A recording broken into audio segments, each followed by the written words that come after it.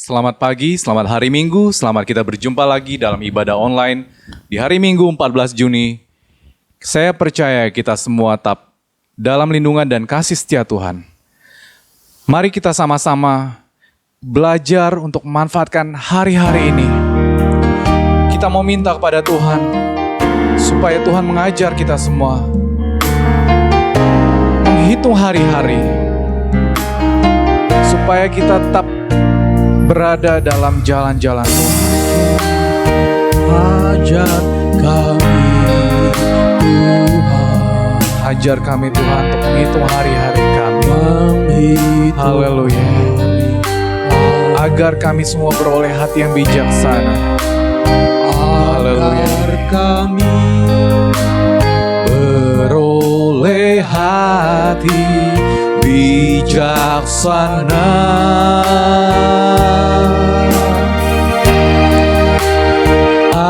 Ajar kami Bapa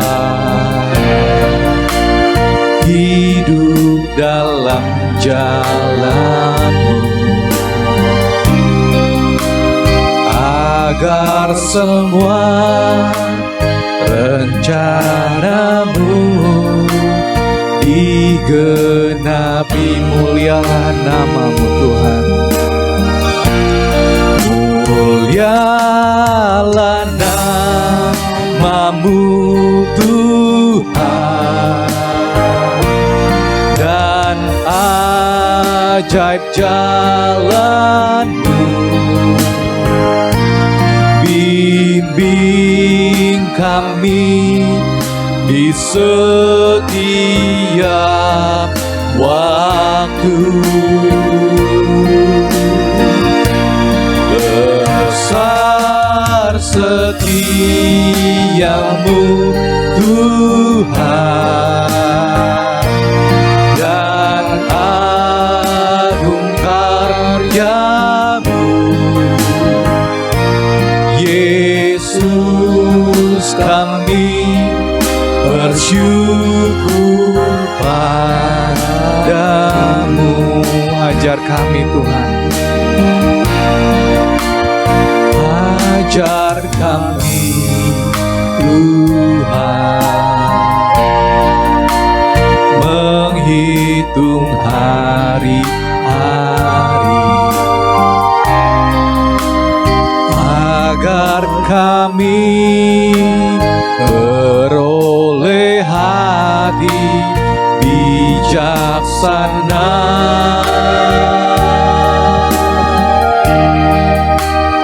Ajar kami Bapa hidup dalam jalan, agar semua rencana-Mu digenapi. Mulialah nama-Mu Tuhan. Mulialah nama-Mu Tuhan, dan ajaib jalan-Mu. Bimbing kami di setiap waktu. Besar setiamu Tuhan, dan agung karya-Mu. Yesus, kami bersyukur padamu. Mulialah nama-Mu Tuhan. Mulialah nama-Mu Tuhan, dan ajaib jalan-Mu. Bimbing kami di setiap waktu.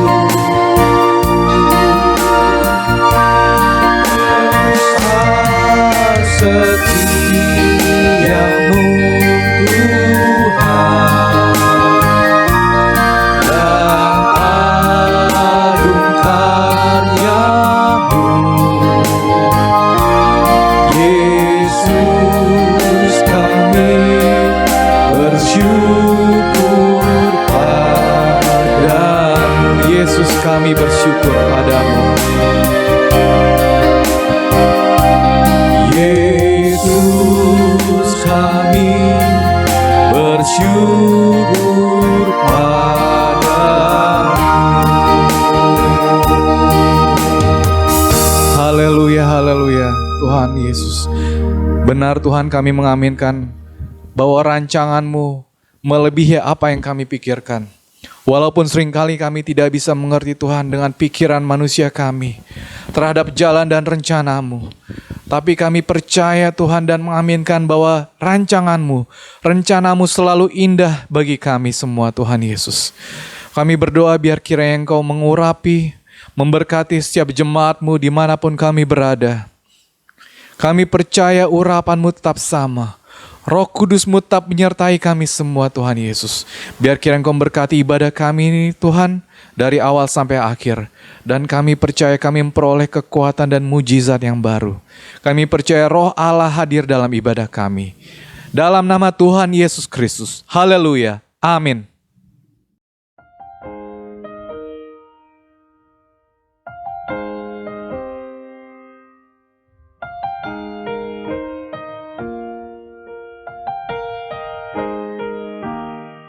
There's peace in Christ when we learn of Him.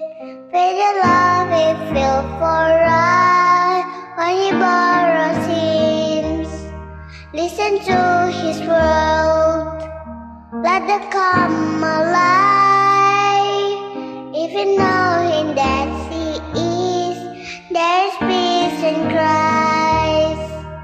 He is at God. When hope is gone, He gives us strength. When we can go on, He gives us shelter. In the storms of life, when there's no peace on earth, there's peace in Christ.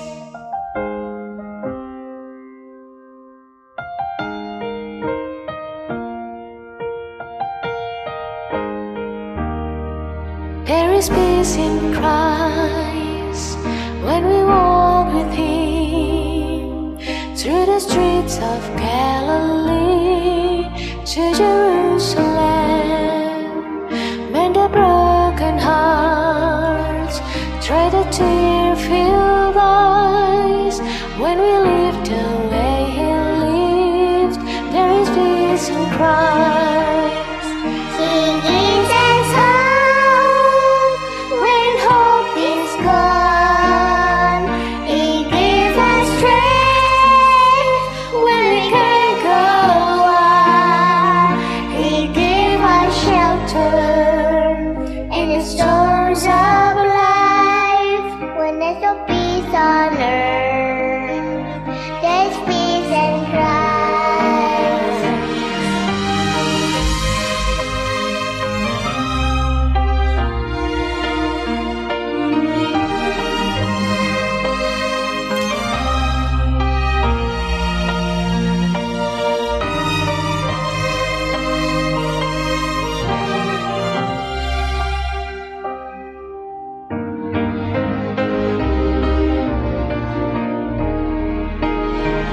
He gives us hope when hope is gone.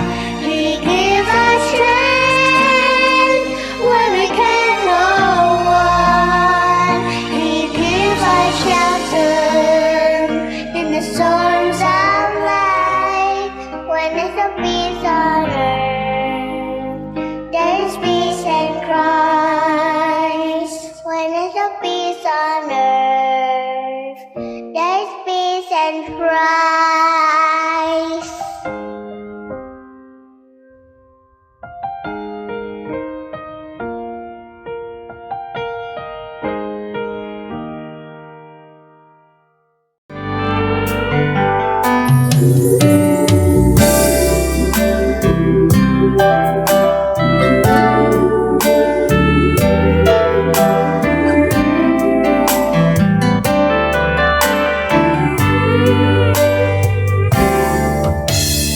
Besar dan ajaiblah karyamu, adil dan benarlah jalanmu. Raja segala bangsa yang maha kuasa, mulia namamu, besar dan ajaiblah karyamu. Ajaiblah karyamu, adil dan benarlah jalanmu. Raja segala bangsa yang maha kuasa, mulia namamu. Layaklah segala bangsa sujud kepadamu, sebab Kau Allah yang kudus, layak disembah. Layaklah segala bangsa, layaklah segala bangsa sujud kepadamu, sebab Kau Allah yang kudus, layak disembah. Besar dan ajaiblah karyamu Tuhan, ajaiblah karyamu, adil dan benarlah jalanmu.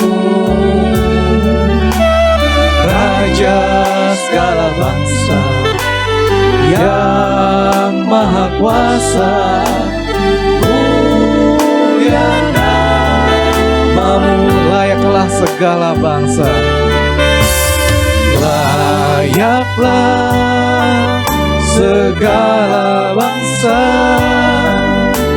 sujud kepadamu. Amin. Sebab Kau Allah yang kudus, layak. Sebab Kau Allah yang kudus, sebab Kau Allah yang kudus, layak disembah. Haleluya, haleluya. Biarlah pujian ini juga mengaminkan bahwa setiap jalan-jalan Tuhan, setiap rencana-rencana Tuhan adalah ajaib. Haleluya, haleluya, amin.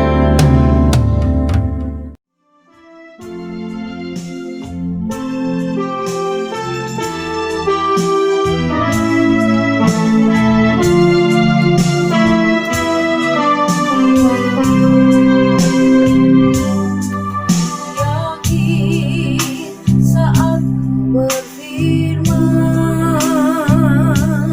ku menang saat bertindak.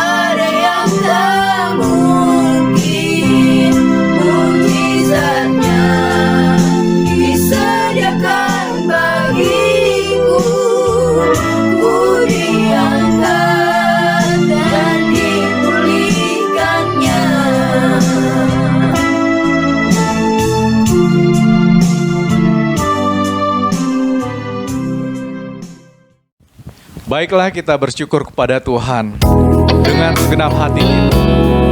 Marilah kita menyanyikan lagu pujian ini dengan segenap hati kita sebagai ucapan syukur kita. Aku hendak bersyukur Kepadamu dengan segenap hatiku,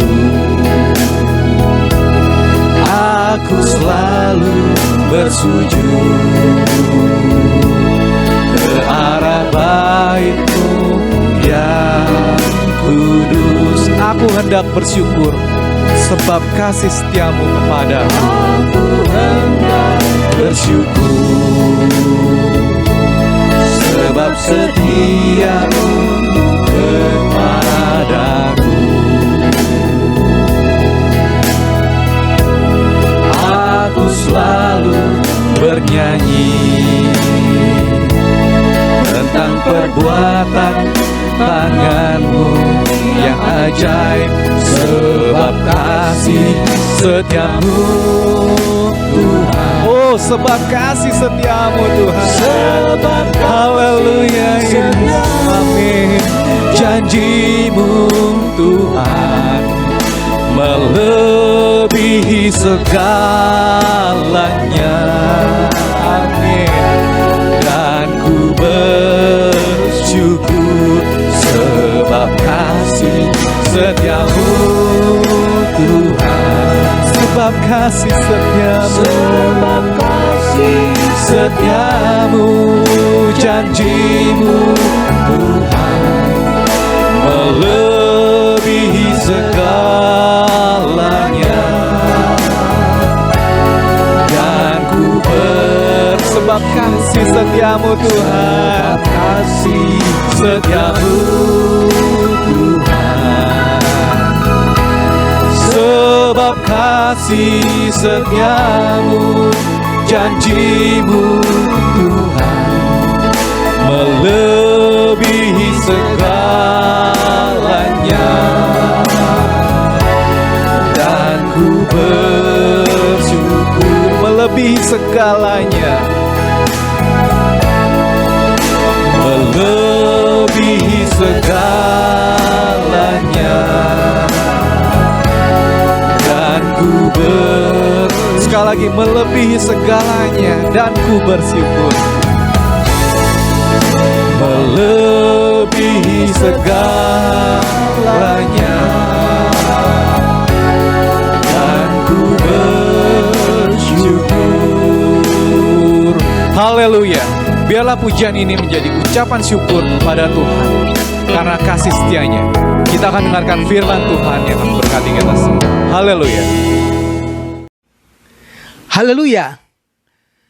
Salam sejahtera di dalam kasih Tuhan kita Yesus Kristus.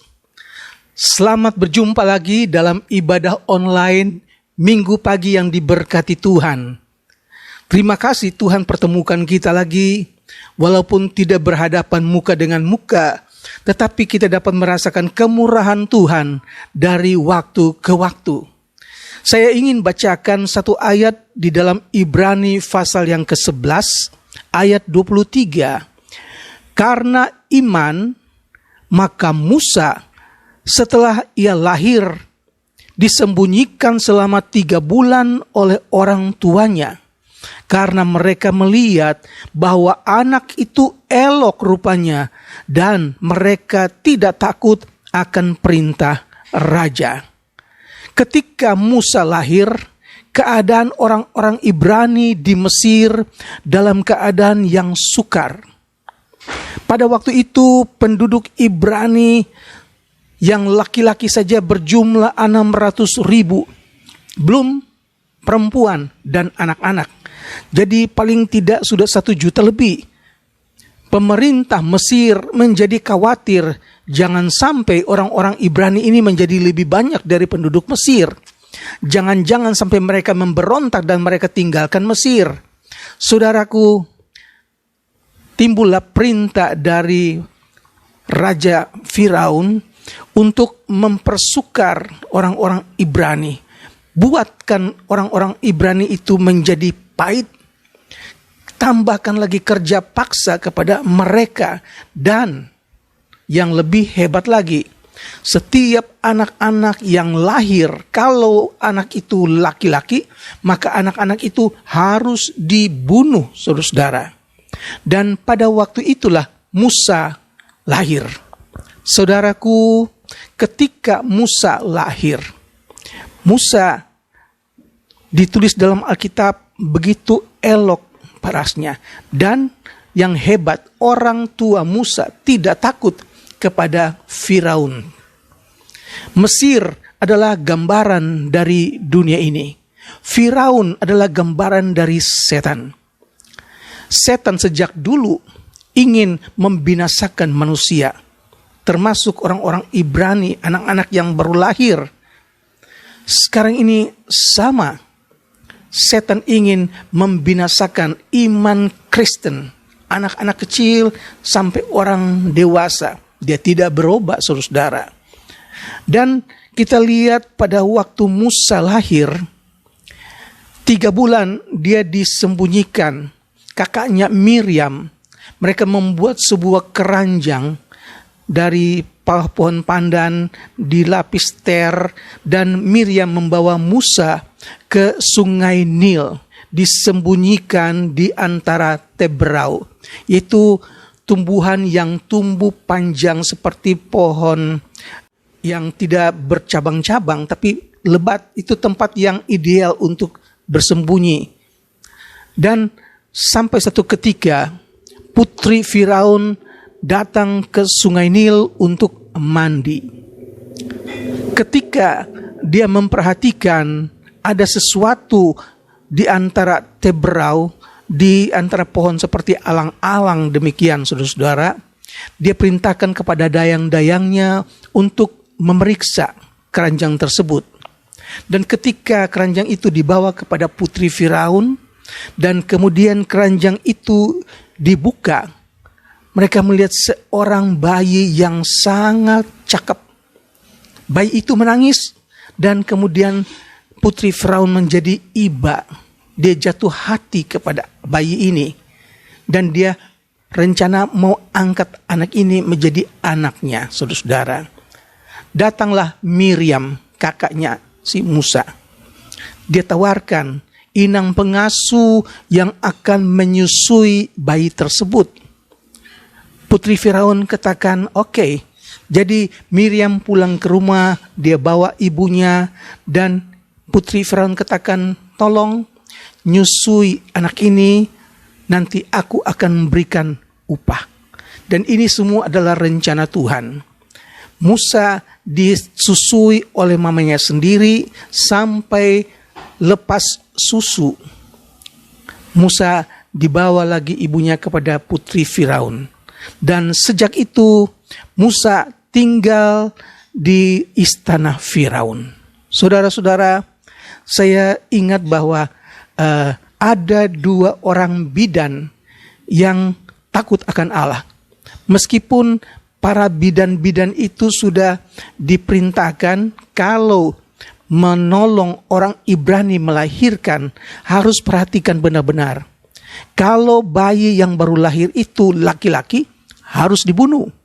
Tapi kalau bayi itu perempuan, biarkan dia hidup.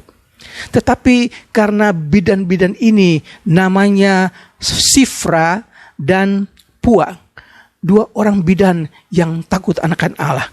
Jadi mereka biarkan saja anak Ibrani yang laki-laki hidup. Ketika mereka dipanggil ke istana Firaun dan ditanyakan, kenapa kamu membiarkan anak-anak Ibrani itu hidup? Mereka katakan bahwa perempuan-perempuan Ibrani itu memang lebih kuat dari perempuan Mesir. Karena ketika kami datang ke rumah mereka, bayi itu sudah lahir lebih dulu, saudara-saudara.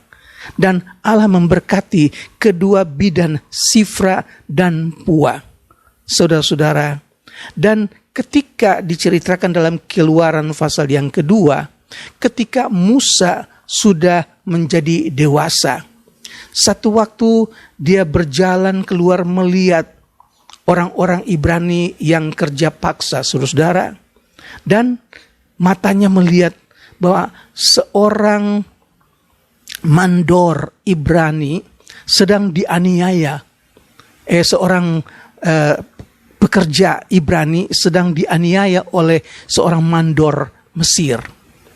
Darah Ibrani yang ada di dalam Musa itu mulai bergolak, saudara. Dia lihat ke kiri, dia lihat ke kanan, tidak ada orang, maka dibunuhnya orang Mesir tersebut dan mayatnya disembunyikan di pasir, ditanam di pasir, saudara. Alkitab ceritakan besoknya Musa juga pergi keluar melihat orang-orang bekerja. Tetapi kali ini dia lihat 2 orang Ibrani sedang berkelahi. Dia datangin dan dia tanya, kenapa kalian berkelahi? Orang Ibrani katakan, siapa yang angkat engkau menjadi hakim atas kami? Apakah engkau ingin membunuh kami seperti engkau membunuh orang Mesir kemarin? Musa kaget, rahasianya terbongkar. Dan inilah saatnya Musa harus memilih jalan mana yang dia harus pilih. Tetap di Mesir atau tinggalkan Mesir. Kalau tinggal di Mesir berarti dia menikmati kekayaan Mesir. Dia meninggalkan masa depan yang cemerlang, kesenangan, kekuasaan, calon untuk mendapat takhta di Mesir, saudara. Tetapi Musa lebih memilih menderita bersama umat Allah. Dia melarikan diri, bahkan Raja Firaun sudah berikhtiar untuk membunuh Musa. Saudara-saudara, jalan yang dipilih Musa adalah jalan yang menurut orang banyak adalah jalan yang bodoh. Kalau di antara 10 orang disuruh mengambil satu pernyataan apakah jalan yang diambil Musa itu benar, 9 akan katakan Musa salah. Tapi 1 orang, yaitu Musa sendiri, dia katakan, aku ingin berjalan di jalan bersama umat Allah. Dia tinggalkan Mesir, tinggalkan kesenangan Mesir, dan ayat ke-26 dari Ibrani 11, ia menganggap penghinaan karena Kristus sebagai kekayaan yang lebih besar daripada semua harta Mesir. Sebab pandangannya ia arahkan kepada upah. Saudara, Musa melihat jauh ke depan. Iman yang timbul di dalam Musa, dan ini adalah pekerjaan Roh Kudus.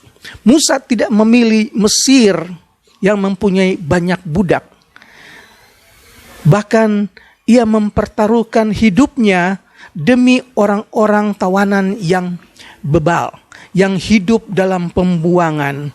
Bangsa yang lemah, yang menjadi kumpulan orang-orang yang mudah terombang-ambing, yang gampang terprovokasi dengan orang-orang kafir, yang tidak disiplin, yang gampang memberontak.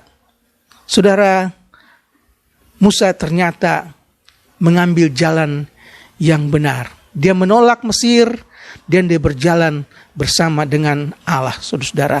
Nehemia pasal yang ke-5 ayat yang ke-15 katakan, tetapi aku tidak berbuat demikian karena aku takut akan Allah. Berbuat apa? Korupsi.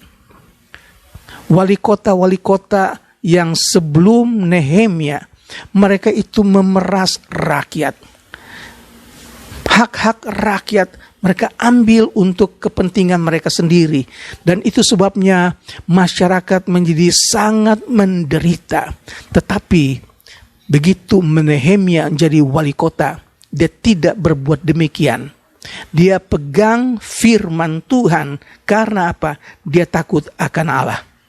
Mazmur 1 ayat 1, berbahagialah orang yang tidak berjalan menurut nasihat orang fasik dan berdiri pada jalan orang berdosa dan duduk dalam lingkungan pencemooh.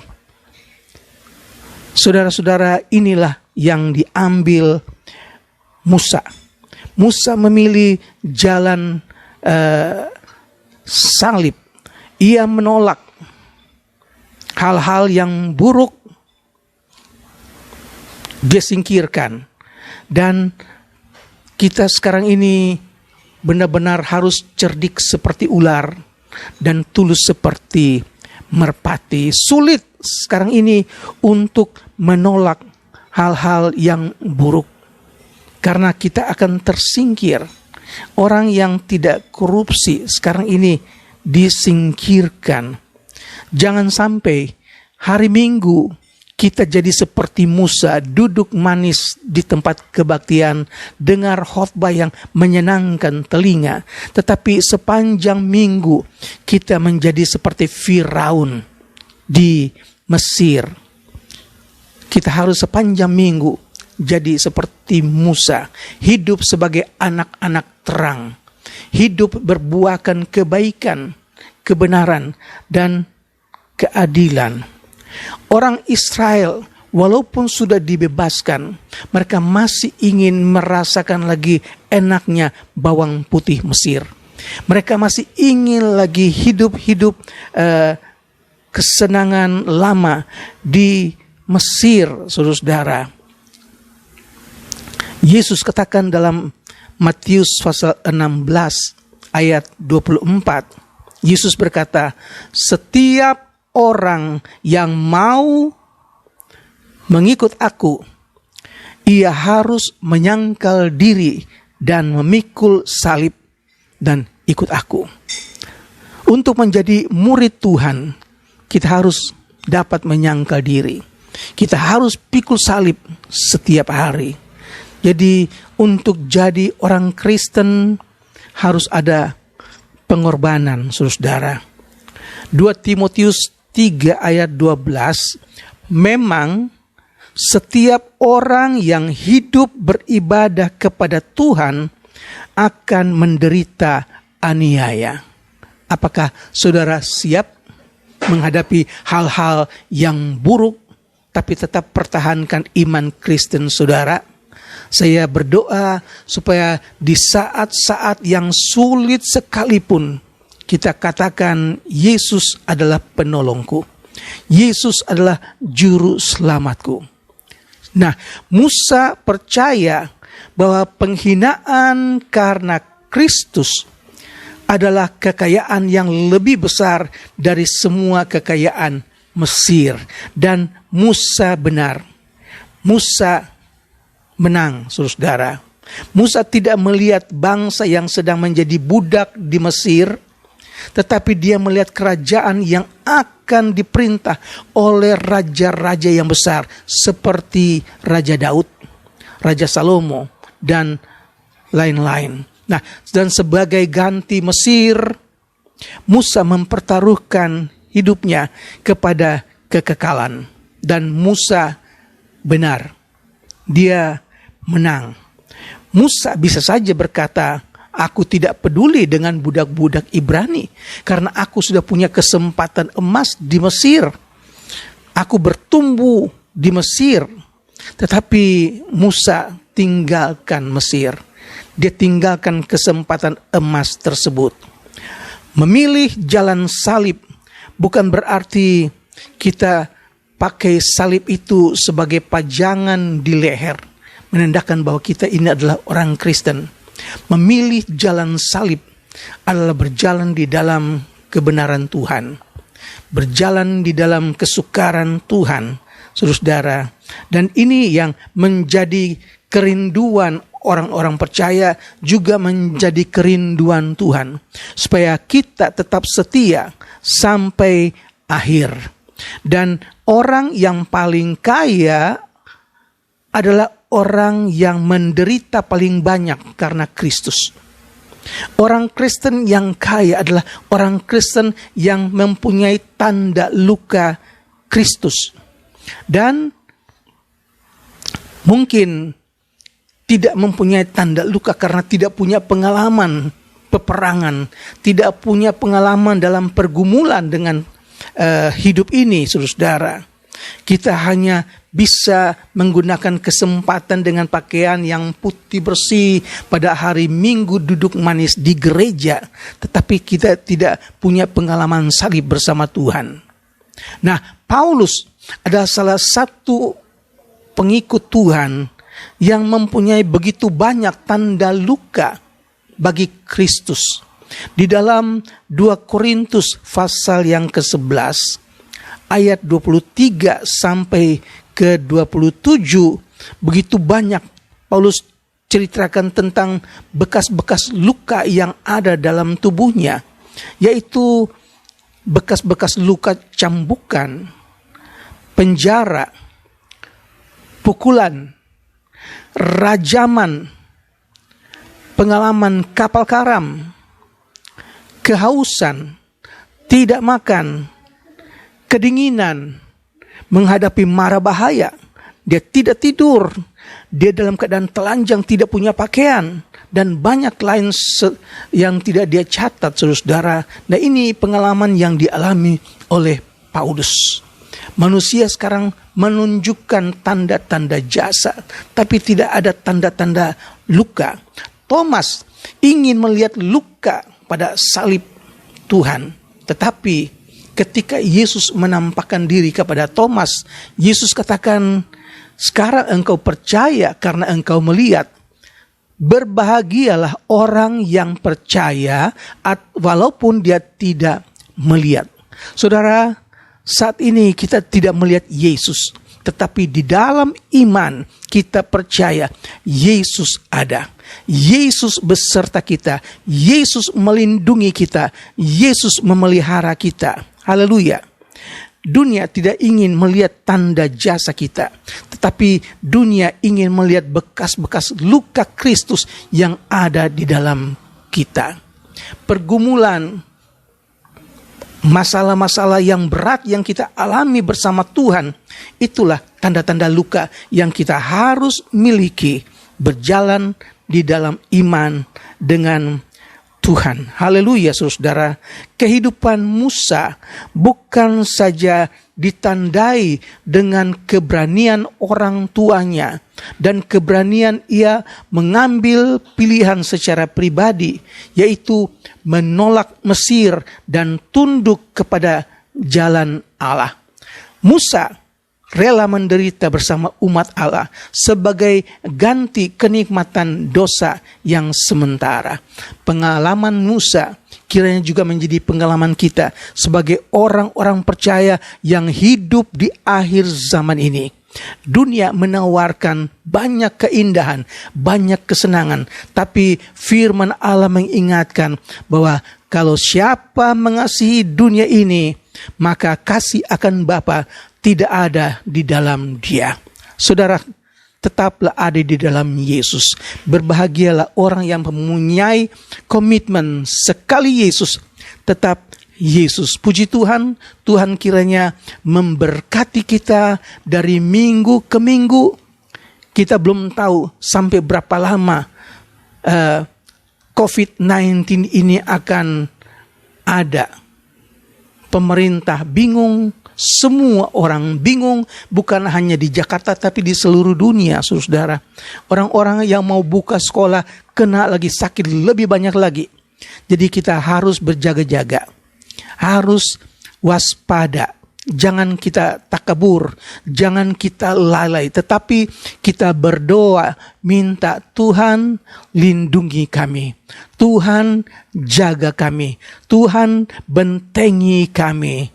Jangan hanya berdoa tapi kita lalai jaga diri. Harus jaga diri, saudara. Masing-masing jaga diri sendiri supaya kita ada dalam lindungan Tuhan. Kita dapat bertemu lagi walaupun dalam ibadah online, tapi hati kita bersuka cita karena di mana 2 atau 3 orang berkumpul di dalam nama Tuhan, di situ Tuhan ada. Tuhan tolong kita sekalian, kiranya sukacita sorga tetap melimpah dalam hati kita. Kita minta Tuhan, Sampai minggu depan kita bertemu lagi, menyanyi lagi, berdoa lagi, menikmati firman Tuhan lagi, dan nama Tuhan dipuji dan dibesarkan. Puji Tuhan, tetap percaya sekali Yesus, tetap Yesus. Tuhan memberkati. Mari kita berdoa. Bapa yang ada dalam surga, kami datang kepadamu, mengucap syukur kami dapat menikmati firman-Mu. Firman-Mu menguatkan kami. Dan biar Tuhan berikan kami kesempatan untuk memilih jalan yang sudah Engkau berikan kepada kami. Kami berdoa buat umat Tuhan yang dalam kesukaran. Kami berdoa buat umat Tuhan yang sakit. Mereka yang belum bekerja. Tuhan berkati rumah tangga. Tuhan berkati dengan kesehatan, tambahkan iman percaya, tambahkan kesabaran, supaya kami tetap percaya waktunya akan datang, pertolongan Tuhan tidak pernah terlambat. Terima kasih buat firman Tuhan. Kami berdoa Tuhan, ajar kami mengucap syukur senantiasa. Di dalam kekurangan, di dalam kesukaran, di dalam kesusahan, Engkau ada Tuhan. Kami percaya walaupun kami tidak bertemu muka dengan muka, tetapi kami ada di rumah kami. 2-3 orang berkumpul di dalam nama Tuhan, Engkau ada di sana. Kiranya sukacita sorga tetap ada di dalam hati kami ya Tuhan. Berkemurahan ya Tuhan Yesus. Lawat umat-Mu Tuhan Yesus. Biar mereka tetap kuat di dalam Engkau. Tetap percaya, rindu untuk hari yang indah kami bisa bertemu lagi dengan Engkau. Terpujilah nama-Mu Tuhan Yesus. Kami berdoa untuk minggu yang akan datang, menyertai kami, berkati kami umat Tuhan. Terpujilah nama-Mu Yesus.